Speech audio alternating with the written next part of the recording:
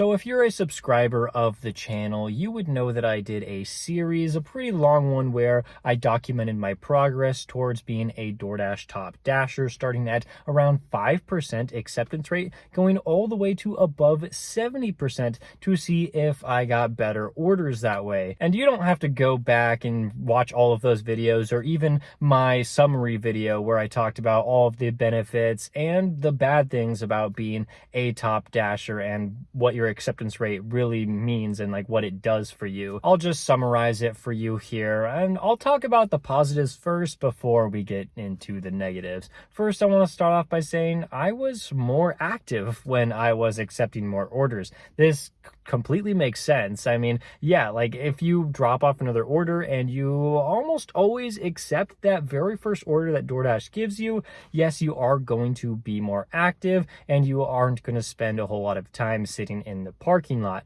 Now, this isn't a huge, gigantic plus for keeping your acceptance rate high, but it is a benefit because it's kind of boring sometimes when you drive all the way to the hotspot sitting in that perfect area and you're just sitting there. Oh, that's a bad order. Decline.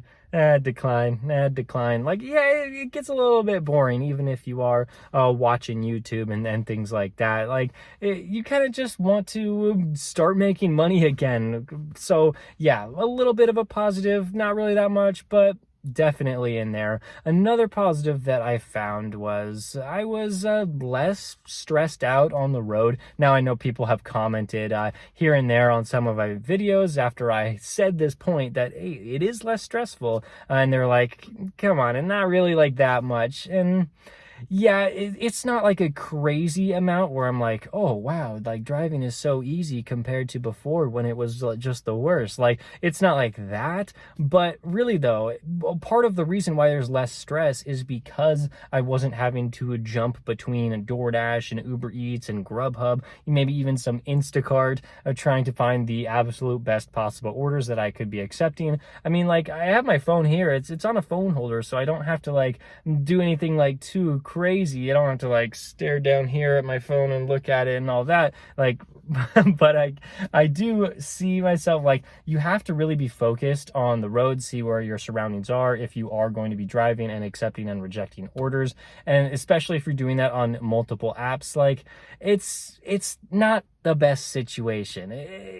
That's just the reality of it. It's not the best. And so, like, having to only do that with just DoorDash and not any other apps, basically, because I hardly ever worked other apps. I hardly ever like had Uber Eats on. I'm like, hey, that's a really good order. I'll do like 4 in a row on Uber Eats. It's like, no, DoorDash is the priority if I'm going to keep my acceptance rate high and they're going to send me decent orders back to back. Like, I should probably just stay with DoorDash. And that was another positive, was that I did get better orders. I absolutely got better orders on DoorDash when I was above 50% acceptance rate, and maybe even slightly better when I was above 70% acceptance rate. I mean, that's the threshold that you needed to hit with this diamond program to get these better orders, and especially to maintain top dasher at the end of the month, you had to hit 70% acceptance rate. And I honestly, I will say this, I did get better orders when I was in that program versus now at 5%. I mean, that's the reason why my acceptance rate is so low, because there's just not a whole lot of great orders out there that DoorDash is sending my way. But some of the negatives, of course, honestly, like, a lot of the negatives came when I was trying to attempt to get to 50% acceptance rate, 70% acceptance rate.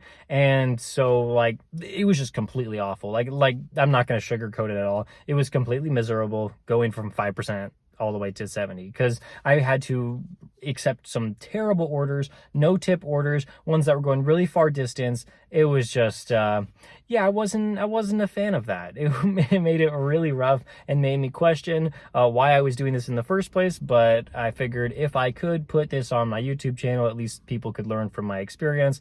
And so I was like, okay, maybe a normal person, maybe somebody who doesn't have a YouTube channel wouldn't do this, but I'm just going to stick it out. And some of it was worth it, some of it was not once I finally got there. And of course, there was just no flexibility at all with this. It's like I already mentioned, like, you got to do DoorDash and that's basically it. And you got to accept the first order that comes to your phone pretty much all the time. You have a little bit of wiggle room in there just because, like, you don't have to accept 100% of orders. But I mean, having to accept 70% of, so 70 orders of the last 100 orders, yeah, pretty much accept every single thing that comes to your phone. And now that I'm not a top dasher, there's absolutely been some changes that I have noticed that I think are much better than any of the benefits of being a top dasher. Number one is I can accept anything that I want. It just does not matter what DoorDash sends my way. I have no obligation to accept it or no obligation to reject it. So if I want to accept a ton of orders, I can do that. If I want to reject a ton of orders,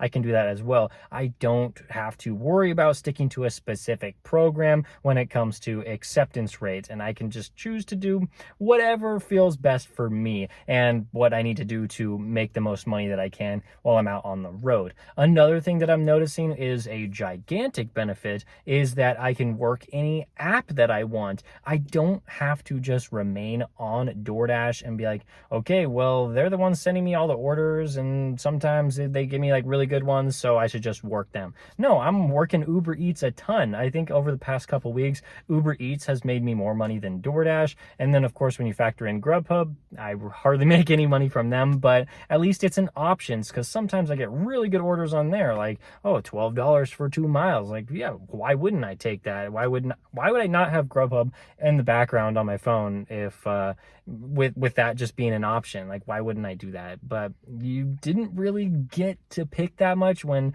it came time to get your stats up to remain a top dasher. So that aspect of it has just been so great. And there is a big part that I need to mention because it really does impact my earnings a lot. And I'm in a special situation that I know that not many people get to be a part of, but I need to mention it because this actually does impact whether I'm a top dasher or not. This one thing I truly believe is the deciding factor, and that is I'm a part of the large order program where I get catering orders. When I get massive tips, $20, $30, sometimes $40 or $50, like some of these orders are gigantic, and I get a ton of money from just one single pickup and drop off. And that is really what has made the difference between like everything. I'm like, well, when I'm in the Top Dasher program, like I'm getting a lot of these catering orders, and I'm like getting them with really good frequency, but of course I'm always having to deliver like the $5 orders, the $6 orders, to $7 orders, just to maintain that high acceptance rate. And now that I don't have to take any of those orders, I'm seeing a lot less catering orders, but I'm able to accept basically the same amount because I'm always rejecting the bad ones. And then this catering order will pop up on my phone. I'm like, yep, automatic accept there most of the time. And now that has been my strategy for the past month or so, like I definitely make more money now than I was as a top dasher. I know that my situation is different from a lot of you, but hopefully by me voicing my frustrations with top dasher and the positive things that have happened to me along the way, it can really make an impact for your delivery driving and the decisions that you make on the road so that you can make the most money that you can. So for me, Top Dasher is not going to be worth it, but I'm not going to say that it is totally not worth it for everybody. So thank you so much for watching this video. If you want a good app to help you manage your income, expenses, mileage tracking, and all of that, I'd recommend downloading Solo. I'll have a link in my description, and it'll also help out the channel in a big way since it is an affiliate link. So thank you so much. I'll see you in the next one.